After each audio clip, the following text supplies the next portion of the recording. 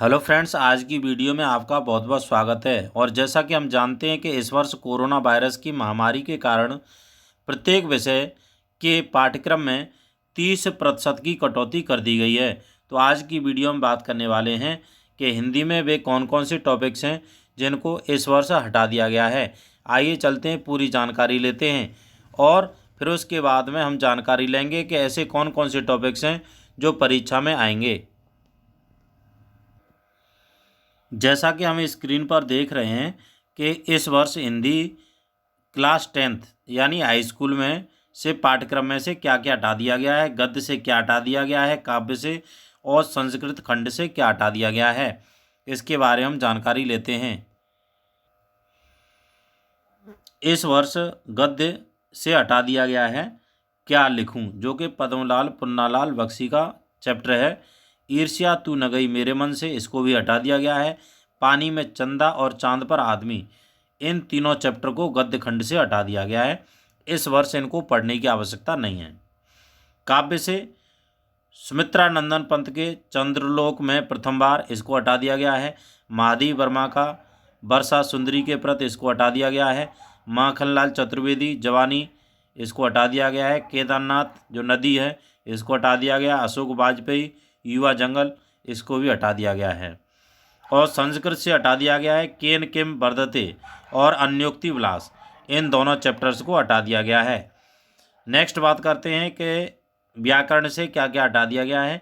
संस्कृत एवं हिंदी व्याकरण, इनमें से समास, कर्मधारय और बहुप्रिय, इन दोनों को हटा दिया गया है। और संधि से वृद्धि संधि को हटा दिया गया है। सर्वनाम से तद और युष्मद, इनको भी हटा दिया गया है। धातु रूप से द्रस और पच धातु के रूपों को हटा दिया गया है।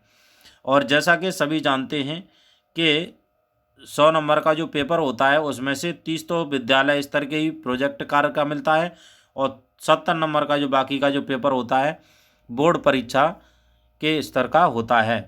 अब हमें क्या क्या स्टडी करना है इस वर्ष हिंदी में, जैसा कि हम देख रहे हैं, हिंदी गद्य विकास का संक्षिप्त परिचय पढ़ना है, शुक्ल तथा शुक्लोत्तर युग का, जो कि 5 नंबर के आएंगे इस वर्ष। हिंदी पद्य का विकास संक्षिप्त परिचय पढ़ना है। रीतकाल और आधुनिक काल का, ये भी आपके 5 अंक मिलेंगे इसके लिए। नेक्स्ट है गद्य के लिए निर्धारित पाठ्यवस्तु से संदर्भ, कोई भी एक पैराग्राफ आएगा और उस पैराग्राफ के नीचे जो पैराग्राफ आएगा उस पैराग्राफ का आपको संदर्भ लिखना होगा, यानी ये कौन से चैप्टर से पैराग्राफ लिया गया है। रेखांकित, इसमें जो पैराग्राफ आएगा उसमें कुछ शब्दों या एक या 2 लाइन के नीचे अंडरलाइंड होकर के आएगा, उस रेखांकित अंश की आपको व्याख्या करनी होगी। और इसके अलावा जो भी पैराग्राफ जो आता है उसमें कुछ तथ्यपरक प्रश्न जो आते हैं उनका भी उसी पैराग्राफ में से छांट करके जवाब देना होता है। इसके लिए 6 अंक निर्धारित हैं। नेक्स्ट क्वेश्चन आता है काव्य हेतु निर्धारित पाठ्य वस्तु से क्या क्या आता है। इसी प्रकार से आपको संदर्भ, व्याख्या और काव्य सौंदर्य लिखना होगा, इसके लिए भी 6 अंक निर्धारित हैं।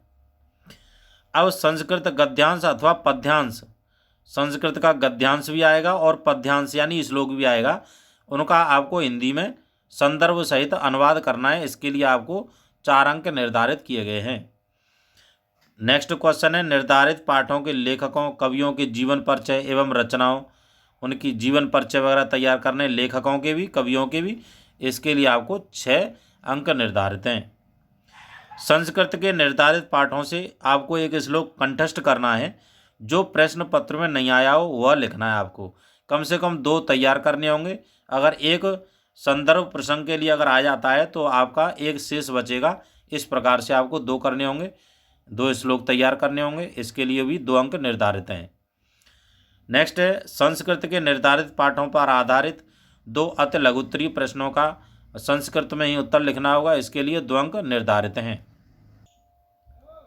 जैसा कि हम देख रहे हैं काव्य सौंदर्य के जो तत्व हैं, जैसे रस हैं, अलंकार हैं, छंद हैं। रस में हमें तैयार करना है हास्य रस और करुण रस की परिभाषा, उदाहरण और उनको पहचानते कैसे हैं। नेक्स्ट है अलंकार में हमें केवल अर्थालंकार यानी उपमा, रूपक और उत्प्रेक्षा अलंकार को ही पढ़ना है।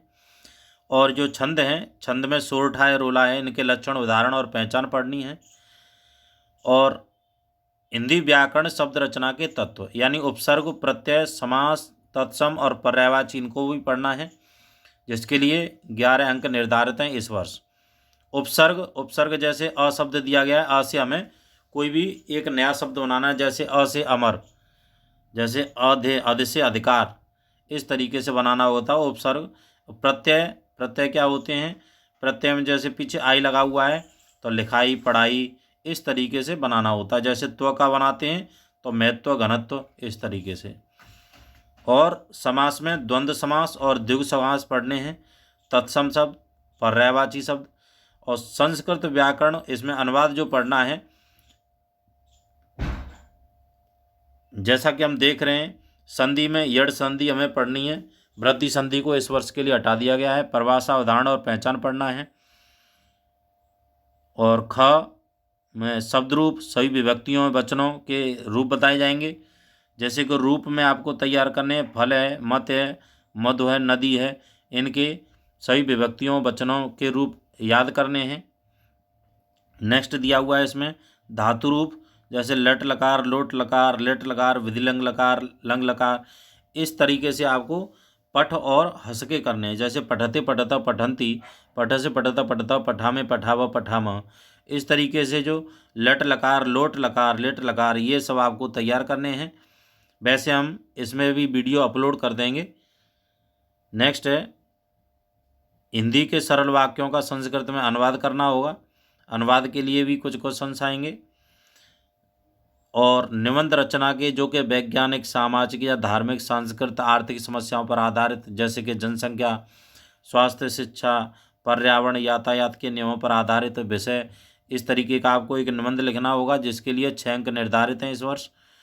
नेक्स्ट है खंड काव्य, इनका संक्षिप्त कथावस्तु, घटनाएं, चरचित्रण, और कौन सा खंड काव्य पढ़ना है अभी आगे यहाँ पर दे दिया जाएगा। इसके लिए आपको 3 अंक निर्धारित हैं। अब खंड काव्य कौन सा आएगा, इसके लिए हम आगे जानकारी देंगे अभी। और पहले हम जानकारी दे रहे हैं कि गद्य से हमें क्या क्या पढ़ना है। मित्रता, ममता, भारतीय संस्कृति, अजंता, ये चैप्टर्स पढ़ने हैं। काव्य से सूरदास जी के पद पढ़ने हैं, तुलसीदास जी के धनुष भंग, बनपथ पर, रसखान के सवैये और कवित्व, और बिहारी लाल जी के भक्ति नीत, राम नरेश त्रिपाठी जी के स्वदेश प्रेम, मैथिली शरण गुप्त के भारत माता का मंदिर यह, महादेव वर्मा का हिमालय से, सुमित्रानंदन पंत का जो चींटी वाली जो कहानी है पढ़नी है, माखनलाल चतुर्वेदी पुष्प की अभिलाषा मोस्ट इम्पोर्टेंट है। इसमें ये तो मोस्ट इम्पोर्टेंट है, इनमें से आने की काफ़ी संभावना है। और सुभद्रा कुमारी जो चौहान है, झांसी की रानी की समाधि पर, मोस्ट इम्पोर्टेंट है। अशोक वाजपेयी का भाषा एकमात्र अनंत है। श्याम नारायण पांडे, इसका हल्दी घाटी, ये आपको पढ़ना है। और संस्कृत से क्या पढ़ना है? संस्कृत से पढ़ना है वाराणसी, देशभक्त चंद्रशेखर, छांदोग्योपनिषद, षष्ठोध्याय, भारतीय संस्कृति, वीर वीरेण पूज्यते, अरुण स्वकेतु संवाद, जीवन सूत्राण, इनका अध्ययन करना है। जैसा कि हम यहाँ पर देख रहे हैं कि जो खंड काव्य हमें पढ़ना होता है, और खंड काव्य जो हमें यहाँ पर जो दिखाई दे रहे हैं, करीब 9 खंड काव्य दिखाई दे रहे हैं, लेकिन 9 तैयार नहीं करने हैं। ये ज़िले के अनुसार जिलेवार तैयार करने होते हैं। जैसे अगर कोई आगरा ज़िले से इसका फॉर्म भरा हुआ है तो उसको मुक्तिदूत की ही पढ़ाई करनी है, जिसमें महात्मा गांधी का चित्रण वगैरह दिया गया है। जो कानपुर से है या प्रतापगढ़ से है, ये आपको स्वयं देखना होगा कि आप किस ज़िले से बिलोंग करते हैं, उसी के अनुसार आपको ये पढ़ना है। और आगरा है या बस्ती है या फिर गाजीपुर है, फतेहपुर है, बाराबांकी, उन्नाव है, इनके लिए मुक्तिदूत नामक खंड काव्य का अध्ययन करना है। यदि आपको लगा हो कि आपको पूरी जानकारी मिली है तो आप हमारे चैनल को सब्सक्राइब जरूर करें, ताकि आपको सभी विषयों की जानकारी मिल सके और सभी का जो नोटिफिकेशन है आपके पास में समय से पहुंच सके। इस वीडियो को लाइक ज़रूर करें और जो आपके जो साथी हैं उनके पास में इसे शेयर करें, ताकि आपके साथियों को भी इसका पूरा लाभ मिल सके।